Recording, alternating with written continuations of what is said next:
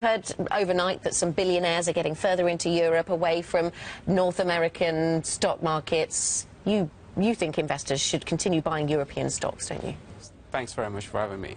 Yes, when I look at my Bloomberg terminal in the morning, we do look at the fund flows, where the fund is coming and where the money is actually rotating.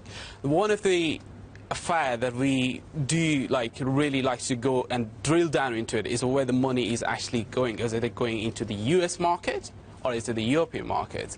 And last year, speaking with Mark, we said that the trend for the next year is going to be in the European markets, because just purely on this reason that the ECB quantitative easing is coming up. And this is the trend. And Greece can't derail that, Naeem, or can it? I think there are only 20% chances for that.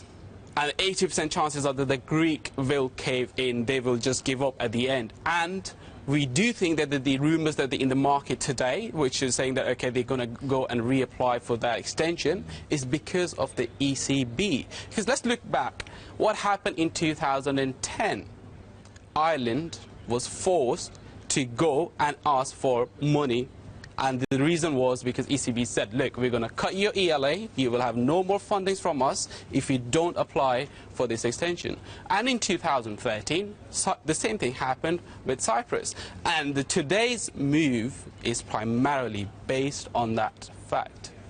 Now, one of the topics I want to try and get this in is Apple, and you've got a lovely comparative, which is what everybody on the planet is worth. Do you have a position in Apple, and what's it worth? For a disclosure purpose, yes, I do have a position. We do have it, Apple, and I personally have it in my portfolio as well. But the reason that I like Apple, it's a dividend play, it's a growth play, it's a valuation play. So, as I was saying, it's nearly 700 billion plus worth company. So that's $100 for each person on this planet Earth, whoever wants to have that.